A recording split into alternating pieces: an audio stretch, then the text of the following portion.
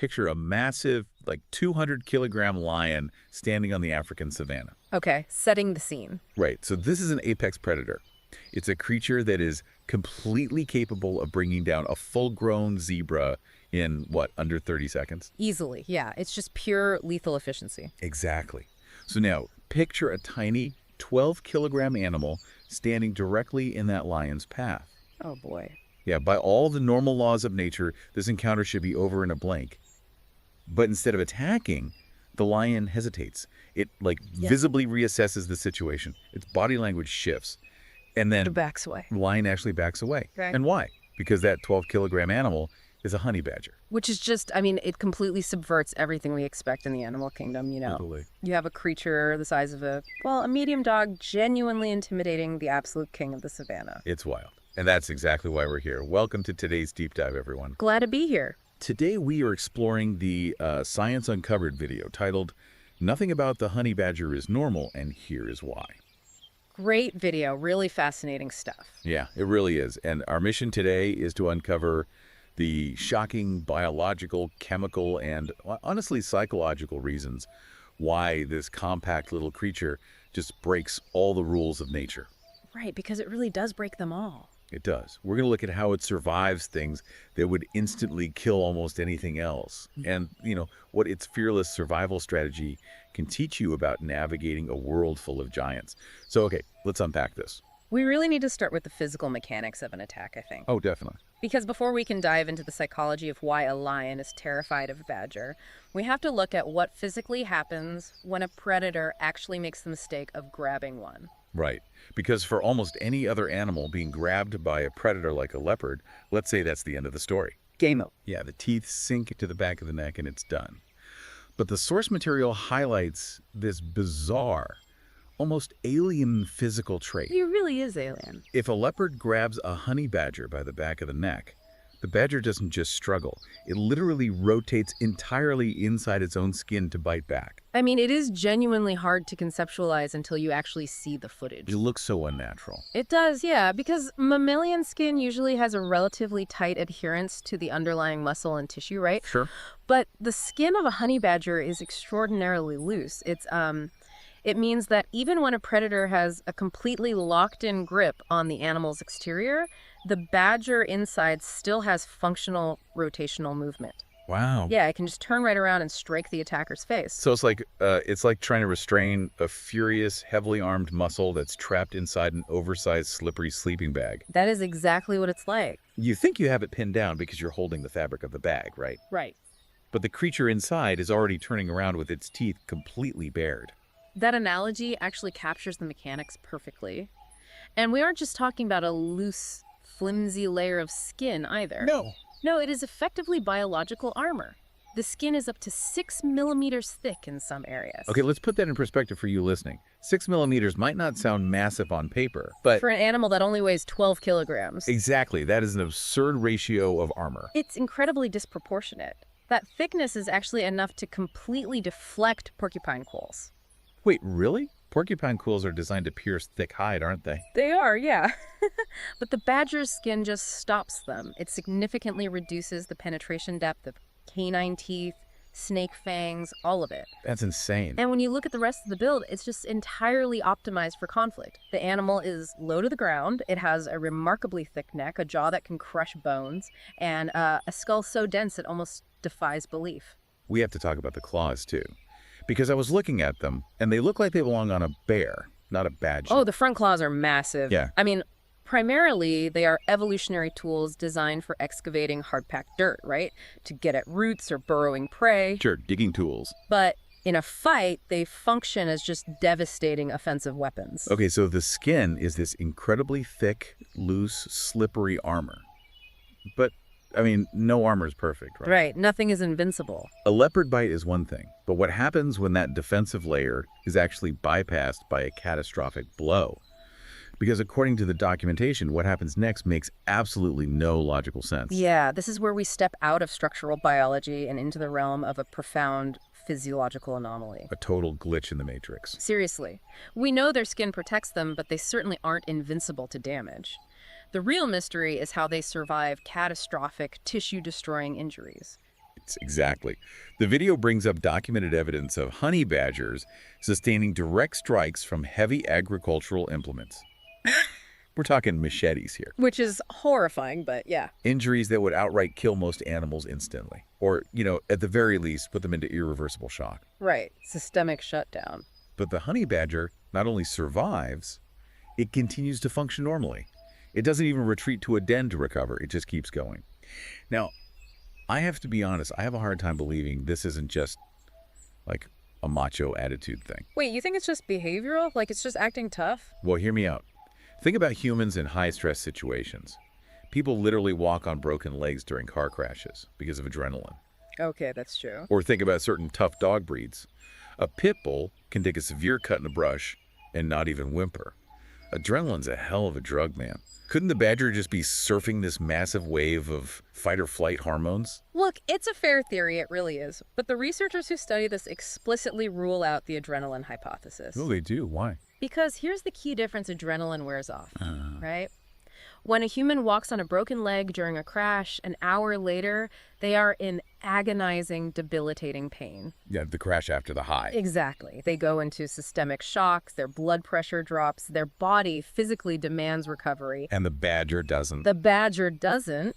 The behavioral evidence across these documented encounters shows zero post-adrenaline crash. That is wild. This isn't a temporary masking of pain, It is a systemic processing difference. Science hasn't fully mapped the exact neurological pathway yet, but their nervous system processes catastrophic trauma in a completely unique way. So they just don't feel it the same way. Right. It might be a radically different inflammatory response that prevents the whole cascade of shock, or maybe a completely different threshold for how nociceptors, pain receptors communicate with the brain. Think about that for a second. Think about how a minor headache or just stubbing your toe on the coffee table can completely ruin your afternoon. Oh, totally. Day ruined. You need to sit down. You need to recalibrate. Meanwhile, this creature sustains unimaginable, life-threatening physical trauma, and its central nervous system just shrugs and says, all right, moving on. It is the ultimate expression of biological resilience. Their physiology simply refuses to acknowledge the standard rules of defeat. Okay, but surviving a physical blow is one thing. Blunt force or localized cut, that's physical trauma. Sure. But what happens when the attack isn't a physical strike? Yeah. What happens when it's chemical warfare? Because this next part regarding Venom is where almost everyone on the internet seems to get the facts totally wrong. Oh man, the Venom situation is heavily mythologized. We really need to be precise here. Right, because physical armor and a high pain tolerance are entirely useless against a neurotoxic snakebite. Exactly. A neurotoxin works by shutting down your nervous system from the inside out. Yeah, you can be the toughest guy in the bar, but if your respiratory system is chemically paralyzed, you're dead. You're suffocating, yeah. But the internet loves to claim honey badgers are entirely immune to venom, like it's a superpower. And that is a huge myth. They are not immune. They aren't. No. What they actually have is a highly documented, genuinely remarkable resistance. But the distinction between immunity and resistance is where the real science lives. Okay, so to illustrate this, the source material details an incredible piece of footage. Oh, the puff adder video. Yes, a honey badger gets into a fight with a puff adder. Now, the puff adder is responsible for more snakebite fatalities in Africa than any other species. It's a highly lethal snake. Very. And the badger takes a full, direct bite, a really heavy dose of venom, and the badger actually goes down. Right, it drops. It collapses, Yeah. completely unconscious. The researchers note that it stays passed out for anywhere from a few minutes to 2 full hours. It looks entirely dead. Anybody watching would think it's over. But then, it wakes up. It literally shakes it off, stands up, and shockingly, it goes right back to eating the very snake that just bit it. I mean, the biology making that possible is staggering. What's fascinating here is the neurotoxin aspect. Let's look at that first. Like their relatives, the mongooses, honey badgers, possess a modified nicotinic acetylcholine receptor. Wait, a modified what? Yeah, let me use a modern analogy. It makes it way easier. Please do. Imagine the neural receptors in your body are like a USB port on a computer, right? Okay, tracking. And a snake's neurotoxin is a flash drive loaded with a nasty virus meant to shut the whole system down. Got it. In a normal animal, the Venom flash drive plugs perfectly into the neural USB port, the virus uploads, and the animal is paralyzed. Dead. Exactly. Yeah. But through millions of years of molecular adaptation, the honey badger's USB port is slightly bent. Its physical shape is mutated. Oh, so the venom just can't plug in. It can't dock efficiently, yeah. The alpha neurotoxins physically cannot bind to the badger's receptors the way they do in other mammals. That's brilliant. Right. Now, it doesn't completely block the venom, which is exactly why the badger still goes down and slips into that coma, but it prevents the catastrophic fatal shutdown. Okay, wait, hold on. I have to stop you there. What's it? Because earlier you mentioned the puff adder, and the video explicitly points out that puff adder venom is primarily cytotoxic. Ah, yes. It doesn't just paralyze you, it destroys tissue. It causes necrosis. A bent USB port in the brain doesn't stop an acid-like chemical from melting your localized tissue, does it? That is an excellent catch, and it's the exact discrepancy most people completely miss when they talk about this animal online. Thank you. I was wondering about that. You're absolutely right. The mutated receptor only explains how they survive neurotoxins, like from a black mamba. Surviving the tissue-destroying cytotoxic venom of a puff adder requires an entirely second layer of defense. So how do they survive their tissue literally being broken down? It comes down to an insanely fast physiological recovery system. Really? Just fast healing? Well, more than that. Their blood serum contains specialized proteins, specifically anti-hemorrhagic factors, that actively neutralize the tissue-destroying enzymes in the snake venom. Yeah, and you add to that a highly accelerated metabolic response. So while the badger is unconscious, its body isn't just resting, it is aggressively flushing the toxins and deploying macrophages to contain the localized damage. So it's fighting a war while it's asleep. Exactly. By the time it wakes up, it has chemically neutralized the threat. It's running two completely different antivirus programs simultaneously. One for the brain, one for the blood. That's a perfect way to put it. And the result is an animal that actively hunts and eats highly venomous snakes. Black mambas, puff adders, Cape cobras. This is just a regular Tuesday for them. It's a staple of their diet. They actively seek them out. Here's where it gets really interesting, though. You would think an animal physically armored in that thick, loose skin that ignores machete blows and casually sleeps off a deadly black mamba bite. You'd think it would just be a brute. Yeah, just a mindless brute. A biological tank stumbling around the desert looking for a fight. But their most terrifying weapon isn't their skin or their blood.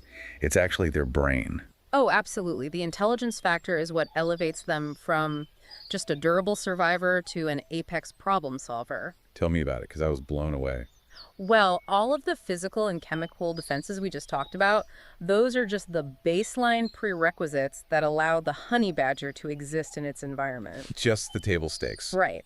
But the reason they are such successful active hunters over massive territories is due to a level of intelligence that rivals some of the most advanced cognitive animals on the planet. The video really emphasizes that we constantly undersell their intelligence. We do. Honey badgers exhibit cognitive flexibility comparable to primates and corvids like crows and ravens. Which is saying something. In the animal kingdom, that is the absolute top tier of problem solving. When you put honey badger in captivity, they don't just use blind trial and error to try and escape. They use deliberate reasoning. The enclosure escapes are legendary. I've seen videos of them just outsmarting the zookeepers. They are completely relentless. They have been observed moving heavy objects to create steps. No. Yes. They will roll mud into balls, let it dry, and stack them to climb over walls. They use sticks to probe and manipulate latches they can't even reach with their claws. Think about the last time you had to solve a complex physical puzzle. Now imagine doing it without opposable thumbs. It's incredible. They are essentially MacGyvering their way out of zoos. And that's just in captivity. In the wild, their application of this intelligence gets even wilder. Oh, the cross-species communication. Yes, they actively work cooperatively with honey guide birds. The dynamic there is fascinating. The honey guide bird literally recognizes the badger. Like, it knows what a badger is and what it can do. Exactly. It uses a specific call to signal the badger, and then literally guides it through the brush to a wild beehive. And the badger just follows it. Follows it right there. Yeah. The badger, protected by its thick skin and resistance to the stings, tears the hive open. It eats the honey and the larvae, and deliberately leaves the wax behind for the bird, which is what the bird actually wants to eat but can't access on its own. Recognizing a vocal signal from an entirely different species, understanding its intent, following it, and engaging in a mutually beneficial transaction that is a massive cognitive leap. Huge leap. And they apply this exact same brain power to their hunting. Right. Their hunting strategy is a perfect study in contrast. They aren't ambush predators who just sit and wait for food to wander by. No, they're always on the move. Hyperactive. Uh-huh. A honey badger will cover an astonishing 25 to 40 kilometers in a single night. For an animal with such short legs, that is an absolute marathon. It really is, and they are the ultimate generalists. They will eat roots, berries, bird eggs, tortoises, which they just crush with their jaws, by the way. Hack 'em open. Yeah. But when you look at how they hunt scorpions, you see the specialized intelligence really at work. I found the scorpion hunting uniquely fascinating because scorpions are a high-risk meal, right? Most predators won't even bother. It requires extreme precision. The badger doesn't just smash the scorpion, it executes a rapid, highly practiced, learned maneuver. Like a martial art. Basically, it flicks the scorpion, bites precisely behind the tail to neutralize the venomous stinger, and consumes the body in seconds. So it's not even getting stung. Most of the time, no. It isn't relying on its venom resistance there. It is using a calculated surgical technique to disarm the threat entirely. It's the ultimate survival package. You have the generalist adaptability to derive calories from almost anything in your environment, combined with hyper-specialized problem-solving skills to neutralize specific, complex threats. Which, if we connect this to the bigger picture, brings us full circle. Exactly. We now have a complete profile of an armored, venom-resistant, pain-ignoring, marathon-running, puzzle-solving genius. Quite the resume. Right, which circles us all the way back to the savannah and that 200-kilogram lion from the very beginning of the deep dive. When you combine all of these bizarre biological traits and their high-level cognitive abilities, the opening mystery finally makes perfect sense. It really does. We can see exactly why an apex predator actively chooses to run away from something 16 times smaller than it. Because if you just look at the raw numbers, the math is absurd. The lion could theoretically crush the badger. I mean, one swipe of a lion's paw generates incredible force. Oh, the lion certainly possesses the physical capacity to kill the badger, easily. Right. But wild animals, especially apex predators, do not operate on ego. They don't care about looking tough. No, they operate on a rapid, high-stakes mental cost-benefit analysis. A lion's survival depends entirely on its ability to hunt tomorrow and the next day. Yeah, an injured predator is a dead predator. Exactly. So the lion looks at the honey badger and knows from experience or instinct that engaging with this specific creature comes with a remarkably high risk of injury. Because the badger isn't going to retreat. And it certainly isn't going to die quietly. Never. If the lion grabs it, the badger rotates in its loose skin, it strikes back. And a facial bite from a honey badger, an animal with a jaw dense enough to casually crack a tortoise shell, remember, is going to cause severe trauma. And that's going to do some damage. Huge damage. For a lion, a compromised jaw, a blinded eye, or a heavily infected facial wound means an inability to hunt. And you can't just go to the vet. Right. An inability to hunt for even 2 weeks leads to starvation. It is a literal death sentence. So the lion runs the economic calculus of the savannah. The return on investment for eating a 12-kilogram animal is incredibly low, and the potential cost is its own life. The lion decides it is simply not worth the risk. Exactly. But wait, why doesn't the badger ever back down? What do you mean? Like if the lion decides to back off, why does the badger almost always take a step forward? I've seen footage where a leopard retreats up a tree and the badger tries to follow it at the trunk. Oh, yeah, that aggressive pursuit is the core psychology of their survival. But why? Well, the entire mustelid family, which includes, weasels, otters, and wolverines, they all lean toward high aggression relative to their body size. Feisty little guys. Very feisty. But the honey badger is at the extreme limit of that spectrum. Because for the honey badger, this absolute ferocity is a highly refined strategy. So what does this all mean? How does charging a lion mathematically work out for the badger? Through millions of years of evolutionary pressure, its biology has taught its brain a very specific lesson. The badger's brain knows that physical attacks don't trigger debilitating shock. Right. It knows that deadly venom is merely an inconvenience. It knows its own bite causes devastating damage. Therefore, going on the absolute unyielding offensive is logically its best defense. Wow. It ensures that every single encounter reinforces the predator's calculus. This target is too much trouble. They have essentially hacked the system of predator-prey dynamics by making themselves the worst possible option on the menu. The absolute worst. Incredible. Let's do a quick recap of the journey we've just been on.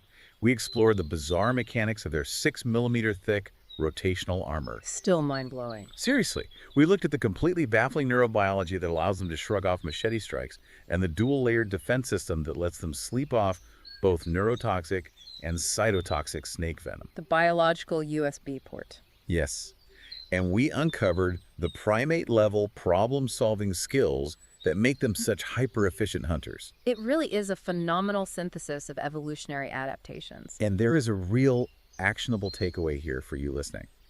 Think about your own life, your career, your personal challenges. Oh, I like where this is going. The honey badger offers a literal masterclass in strategic positioning. You don't always have to be the biggest, the richest, or the strongest person in the room to succeed. Definitely not. Sometimes, by being highly resilient, incredibly adaptable, and making it abundantly clear that trying to take you down is just more trouble than it's worth, you can safely navigate environments filled with absolute giants. It's about changing the cost-benefit analysis of everyone around you. I love that. But, digging into all this science also leaves us with a lingering, almost unsettling question. Oh, what's that? Think about the core principle of evolution. Traits do not develop in a vacuum, right? They develop as a direct response to environmental pressures. Okay, yeah. If the honey badger had to evolve these extreme, almost superpower-like defenses, the dual venom resistance, the impenetrable skin, the physiological immunity to shock, the psychological inability to back down just to survive its daily life, what incredibly hostile, terrifyingly ancient world forced it to become this indestructible in the first place? Oh, wow. Right, and it makes you wonder, what other animals out there are secretly running similar invisible evolutionary arms races right under our noses? That is deeply unsettling. If the honey badger is the survivor, I definitely don't want to meet whatever forced it to adapt like that. Exactly. That is absolutely something to think about the next time you see a small animal just minding its own business. Thank you so much for joining us on this deep dive into the extraordinary world of the honey badger. Thanks for having me. It was a blast. Keep questioning the world around you. And remember, sometimes the smallest creatures have the most to teach us about survival. Catch you next time.